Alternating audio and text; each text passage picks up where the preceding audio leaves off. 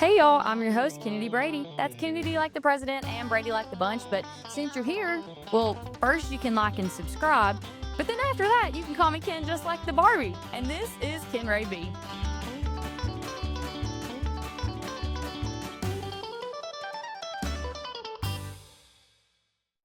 All right, now I'll address this right off the bat. My setup is a little bit different, okay?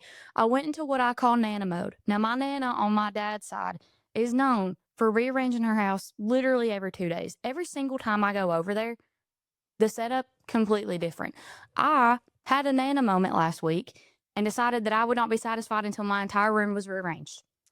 So, that being said, my setup is a little off, my lighting is a little off. So, what you're going to do this episode is ignore the shadow right here. You're also going to ignore my horrible spray tan, okay? Because she's coming off. It looks like I've got a skin disease, okay? I might as well be a leper in the Bible. But we're just going to ignore those two things, and we're going to have a great episode. Now, I've been on a bit of a true crime kick lately. Okay, you pull up my Netflix search history, The Perfect Neighbor, Maternal Instinct, The Crash.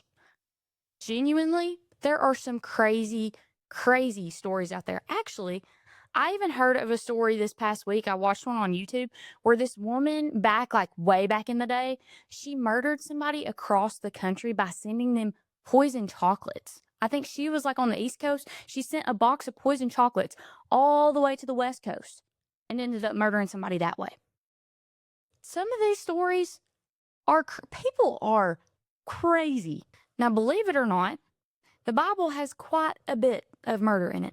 Premeditated, crimes of passion, unintentional killing, mass murders, you name it, the Old Testament's got it. I mean, we really only got 2 generations into this shindig before the killing started. I mean, Cain and Abel, anybody? Cain gets jealous over his brother Abel's lamb chops and then kills him in the field with a rock. And he was out. Yeah, not looking too good for humanity. So since I'm on such a kick lately, I thought this week we would discuss what I consider to be one of the grossest murders in the Bible. This is the story of Ehud and Eglon. The nation of Israel, yeah, they are not doing so hot in this story. The book of Judges follows a very consistent pattern, okay? Israel as a nation turns its eyes away from God. They start doing some really wicked stuff. God then typically raises up a foreign nation to overtake Israel. And then once Israel's back is against the wall and they figure out they're in a pretty rough situation, they repent and turn back to the Lord. And once they repent, God raises up a judge to rescue Israel and bring peace back to the nation. Now, how many times does this pattern repeat? Twice? 3 times? Wrong. Try 12, okay? God is sitting there trying to talk to Israel. He might as well be talking to a brick wall. In this story, we're only in the second cycle of this pattern. Israel is doing yet again what's evil in the Lord's eyes. God's solution? He's going to strengthen the kingdom of Moab and allow Moab to take over Israel. King Eglon, the king of Moab, rounds up the Ammonites, the Amalekites, and all the Moabites and absolutely smacks down on Israel. Okay, hashtag defeated. This army takes control over one of Israel's most prominent fortified cities, Jericho. And the Israelites served the Moabites for 18 very gruesome years. Now, again, we've got a pattern here. So Israelite does what they do a lot in the Old Testament. They get in a bit of a sticky situation. They realize they're in the wrong, or, they're just tired of being in the sticky situation that they're in. And they ultimately repent and turn their eyes back to the Lord. So God hears them and he's like, all right. Up to bat, left-handed hitter, Ehud. You guys want to judge, a leader, a deliverer? Here he is. The people of Israel decide that they're going to send a little present, a little tribute to King Eglon via Ehud. Now, if there's one thing you need to know about Eglon, this dude's a big dog, okay? And I'm not just talking about, he's top dog because he's king and he's got the Moabites over here and the Ammonites over here and the Amalekites over here. No, baby, I mean, he's a big dog. This man is the biggest, the largest. He is a big fella. I mean, he is eating good and he don't have to run any of his own errands, so why would he? I mean, he makes Jabba the Hutt look like a skinny queen, okay? And that, if you're a Star Wars fan, should mean something to you. Ehud crafts himself an 18-inch long double-edged sword, okay? 1 inch for every year that Moab has reigned over Israel. and he bound it to his right leg under his clothes. I like to imagine that Ehud probably sat in front of his mirror at home and like just practiced all day long how he's going to cross body whip out this sword and do something to Eglon. So Ehud takes this Trojan horse, a tribute, to King Eglon.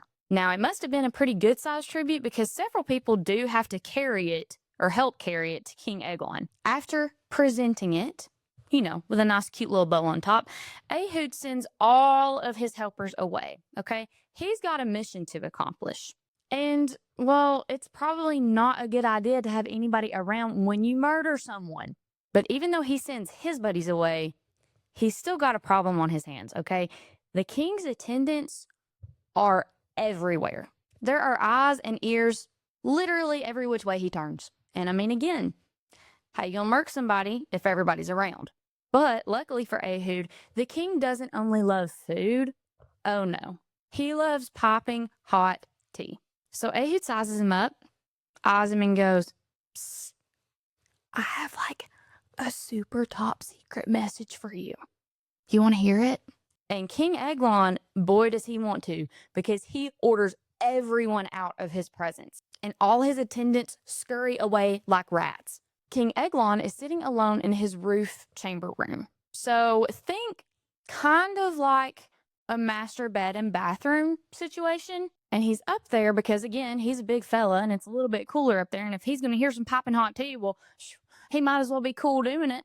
And Ehud, I know I compared him to a baseball player earlier, but in reality, I see him as just like a stone cold cowboy in a Western movie. His spurs are just clinking as he walks into the room and his belt buckle's rattling, and he tips his cowboy hat and puts his hand on his gun and is like, "I have a message from God for you, partner."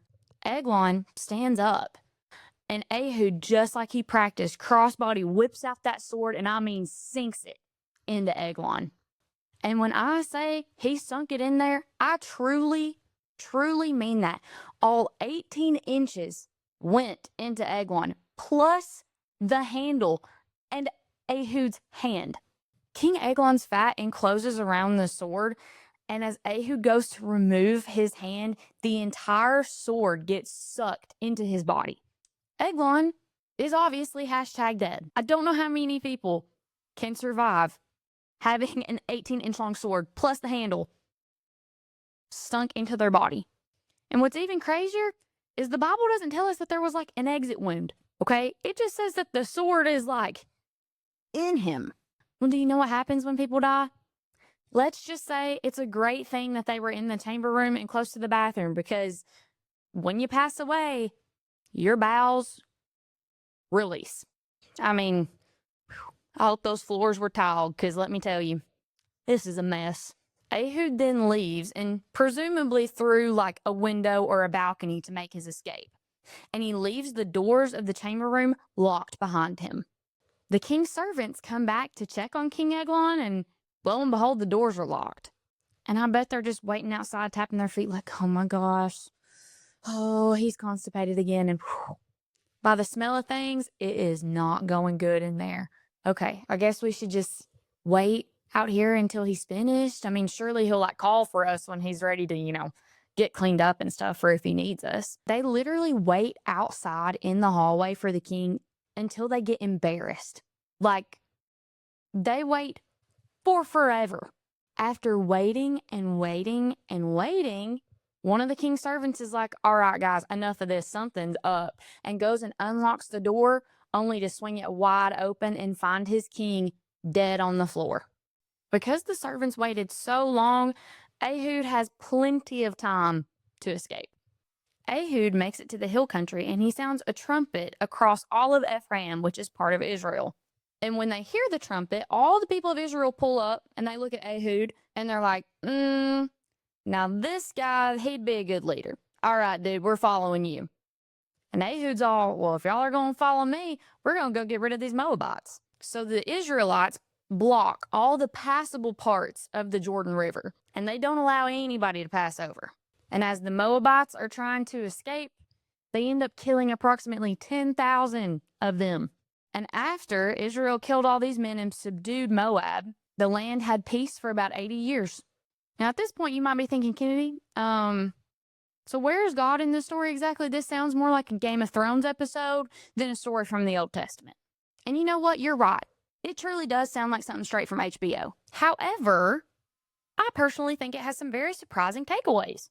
So here are at least 3 takeaways that I personally get from this story. Number 1, God can use what you consider a weakness or what the world considers a weakness for his glory. In the times of ancient Israel, being left-handed was actually a super undesirable trait. In fact, the right hand was often associated with holiness and righteousness, while the left hand was associated with weakness and wickedness. But in this story, we see God use what the world considers a weakness or undesirable to showcase his own strength. The fact that Ehud was left-handed meant that he got to enter the palace with a secret weapon.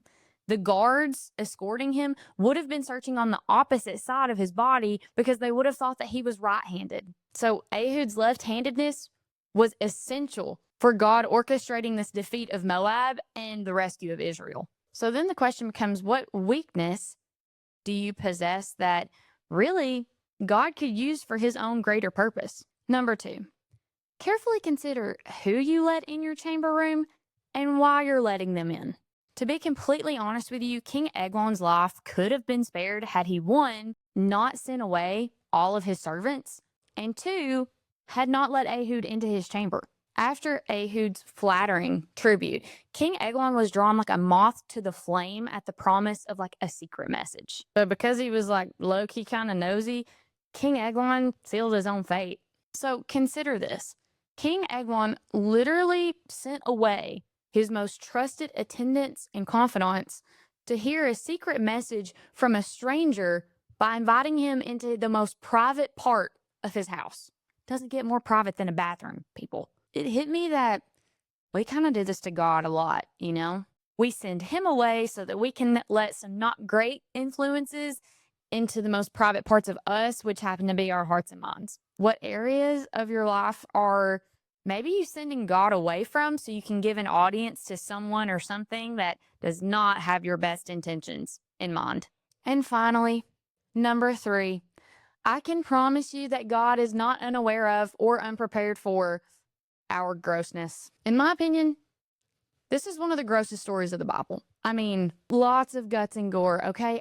An entire sword inside somebody, and then the mess that comes after that when your bowels release. I can't imagine what those servants were thinking when they opened the door and saw the wreckage. You know what's even grosser than King Eglon's death and his bodily functions thereafter? Our sin, okay? Our sin is a lot grosser than that.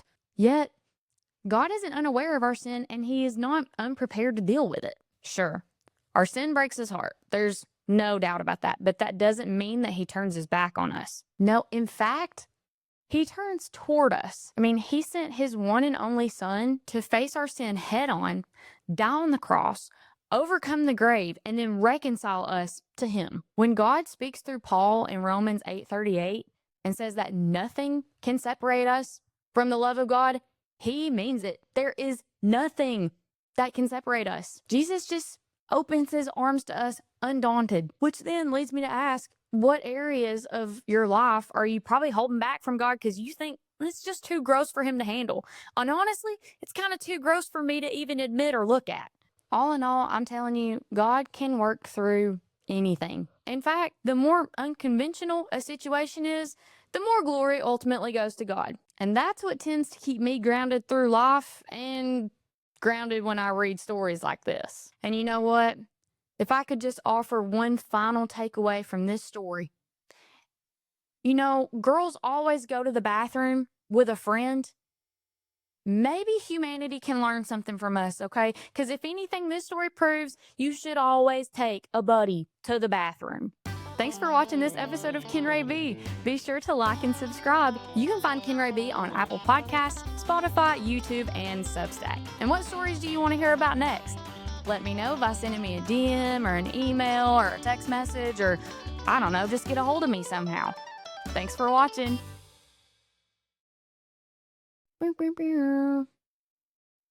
All right. This is going to be a monster This is literally going to be a monster to edit later. But just know, I do this for the Lord, and I do this for y'all. Because if I'm having to read these gross stories, y'all are going to have to read them too. Oh my gosh.